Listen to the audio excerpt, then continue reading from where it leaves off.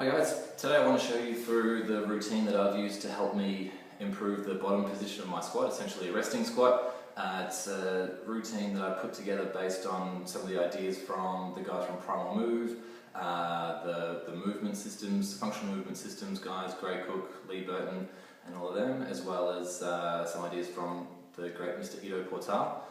The reason I've sequenced it together like this is to try and take the joints from being unloaded to loaded. So we want to express full pain-free range of motion unloaded before we try and put them through a full range of motion experience while loaded.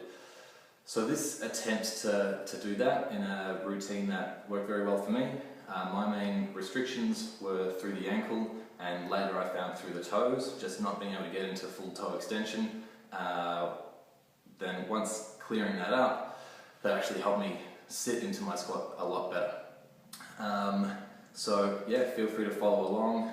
Don't take it as verbatim, this is just what worked for me. Feel free to experiment, play, learn for yourself, but ultimately the goal is to improve our squat position so that we can just get down and rest. So we can maintain this position for as long as needed, and then we can get up and move out whenever needed as well.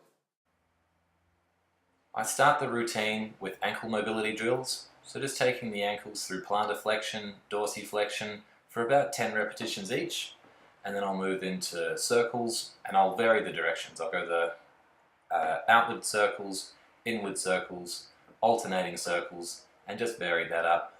Again, about 10 repetitions for each one before I then move on to the hips. So this drill is called the mixer, and you're just looking to do contradirectional hip circles, where rather than flicking the feet around in circles, try and drive the movement from the hips. So you can see that the lumbar spine and the pelvis is moving quite a lot too. Now grabbing the big toe, looking to move into a hamstring and sciatic nerve dural stretch. If you find that this is a bit aggressive on the back of your thigh, just let go of your toes and hold on to the back of your leg, allowing your feet to sit in a little bit more of a pointed toe position. But if you can handle it, keep the foot pulled back into dorsiflexion like I'm doing here. As I come out of the stretch position, I actually push out on my knees to get a slight adductor stretch at the same time. Now we move into what's called the Happy Baby series, or part of the Happy Baby series from the Primal Move crew. And this is just a really nice hamstring and sciatic nerve mobility drill just to get the back of the hip loosening up, as well as the tension through the leg. You can get a nice upper glute massage while you're doing it as well. From here, just going into a supine scorpion, as I like to call it, just trying to take the foot to the opposite hand and trying to feel for that movement to occur through the upper back. Rather than trying to twist too much through the pelvis, try and use your obliques to twist over and roll your pelvis from the mid back. Then, flicking over onto the stomach, going into a prone press up. I like to initiate this movement from both the glutes and the scapulae.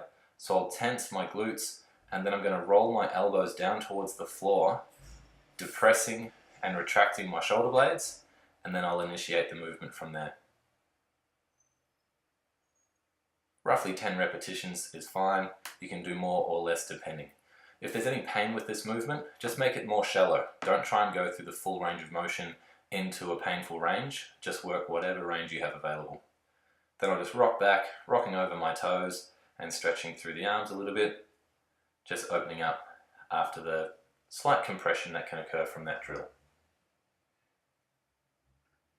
Then into a quadruped rotation drill, where I'll alternate between hand behind the head and hand behind the back. This drill is great because it mobilizes the thoracic spine primarily, because the lumbar spine stays flexed, meaning that it's not going to rotate as well if it's staying in the flexed position. And then just repeating on the other side. I usually do about 10 repetitions or 5 of each position, so behind the head and behind the back.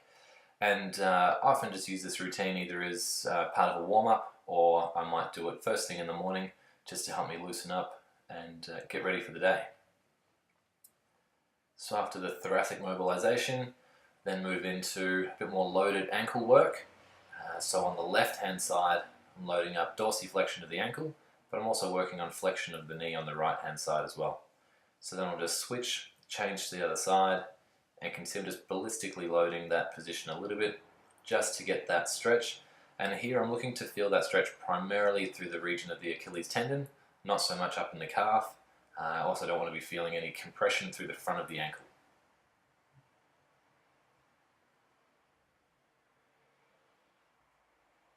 Looking to really try and send that knee forward to get maximal range of motion out of the ankle.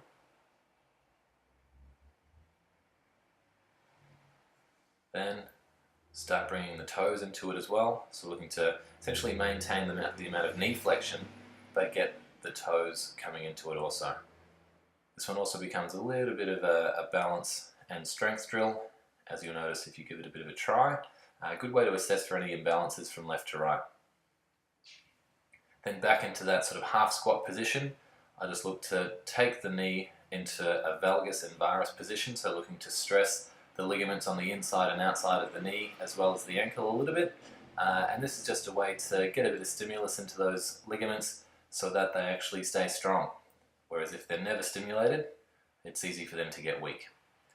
So once I've done a couple of movements of the knee, you'll see me hop into the squat position, and I'll just look to see how that feels, transition out, and then into the other side. I'm not looking to go into a sustained squat position just yet. I'm still just getting ready for it.